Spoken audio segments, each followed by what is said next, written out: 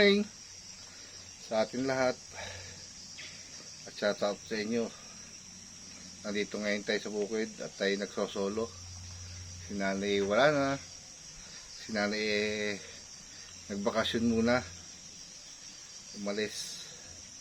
Mga ilang buwan din siyang mawawala. At nagpunta ng pinagbakasyon na chewing ko. Sumakay ng airplane. Kaya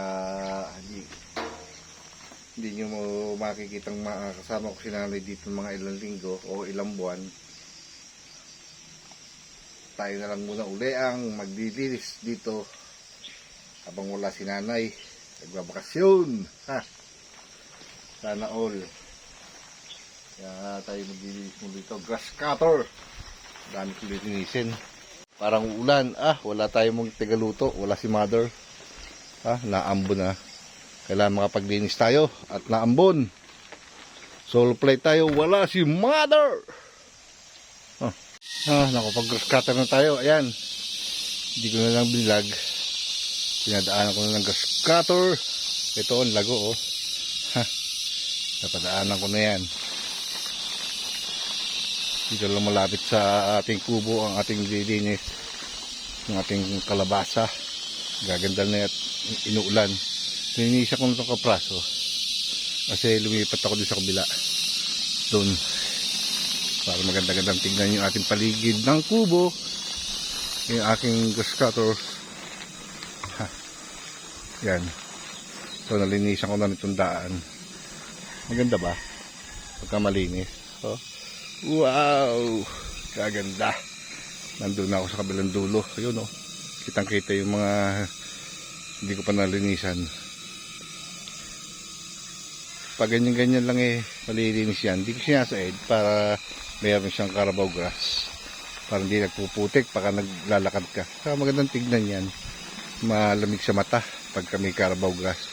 Kasi hindi naman natin tataniman itong lugar na to. Diba? Yung lugar na yun ang sa area natin ng damo. Lilipat tayo maya doon sa kabilang dulo. Yan. Malinis na yung bukid nyo. Nilinis ko na wala lang mga kugon. Hindi pa abayaan itong bukid nyo. Lilinisin ko lagi. Napakita ko sa inyo ang aking nilinis. Ayan wala na yung mga kugon. Kanina masukal pa yan yung pinakita ko. Ginascatter ko na. Hindi ko kasi nung inulagad baka makalusot yung mais. May tanim kasi mais yan yan. Nilinis ko. Wala na yung mga kugon. Sa yung mga balinghoy natin nandun. Kita ko yung balinghoy. Nilinisan ko na rin. Ilang peraso lang kung naitanim kong balinghoy. Yan. Ating balinghoy yan. Ganda ba? Ito yung ating kalamansi. Kalamyas. Dahil bunga. Yung ating balinghoy yan. Yan pa. Pinatabaan ko na yan. Ito yung kalamyas natin dito sa bukid. Meron pa sa kabilang dulo. Kasarap niyan.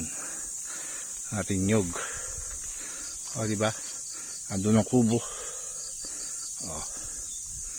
Nakalinis na tayo. Palit tayo ng nylon.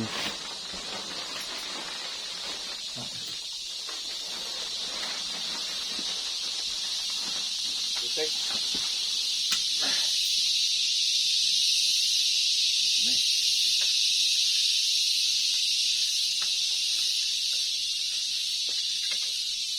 Kung mahilig sa bukid, dapat hindi ka maarte.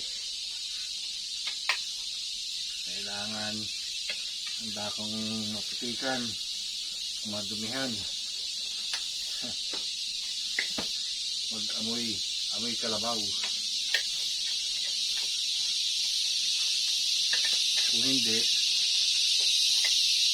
ka pwede magbukid.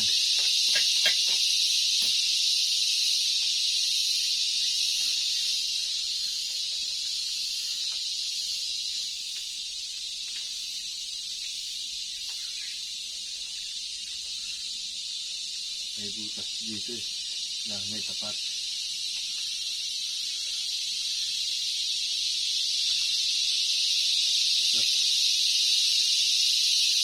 Yun. Kapag tayo ng nylon.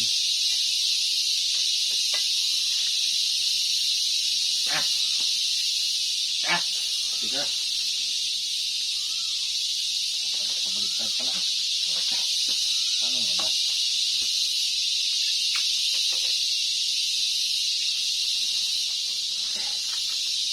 Yun.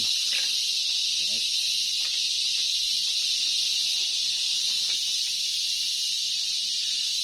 Pawis ko.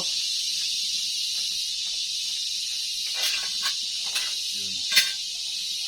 So papalit natin. Wala na yung matitigas na damo. Ay, tanggal. Baliktad. Ayan.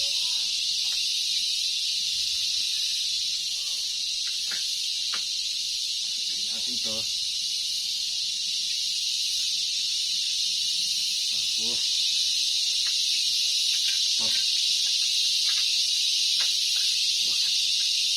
kailangan simento. Yan. So.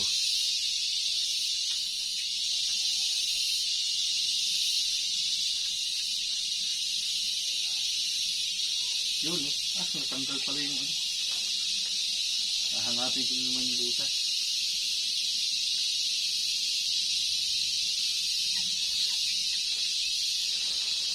Yan, butas ang dilim.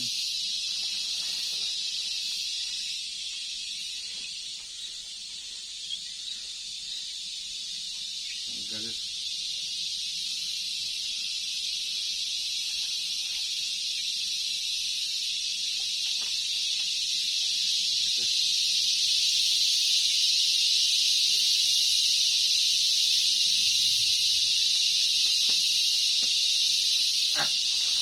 Ito butas. Kakabit ko muna yun. Yun o, nakalinis na tayo dito. Ha, tayo pa uwi na rin. Maya. Nakapag grass cutter na ako. Yung grass cutter ko, napalta ko ng nylon. Grass cutter ako dito sa lugar na ito. Naputol.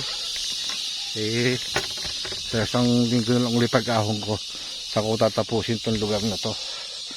Yan, nalinis ko na yan diba? Ang ating kamutihan. Nalinis ko na rin yung paligid. Lalago ng talbos ng kamote. Ayan, kung nandito si nanay, mangunguha yan. Ang ganda. Ang ating mga tanim sa bukid pagkakaulan. Nagsibulan yung mga talbos ng sili, mga kapanalig. Kapanalig. Mga kalahi.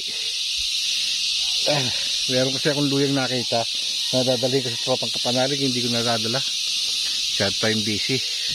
Hindi ko pwede pabayaan itong bukid at lalago. Bisan kasi hindi ako nakakaahon. Kaya pasensya na lang sa mga hindi nakakapunta. Kayo nang umuunawa. Ang ganda ng ating mga talbos ng sili. Ang ganda yung mga kalahi. Kita nyo ba? Lalago, pansinola. Ganda, dahil yung bunga. Mamumulaklak na yan. Alas 10 na. So, pwede na tayong umuwi. Hanggang dito na lang. Bye-bye. Kung kayo karating sa dulo ng aking video, ako nagpapasalamat sa inyong lahat. At hindi kayo nagsasawa sumuporta sa aking vlog. Kay Ranil, episode Kalahi.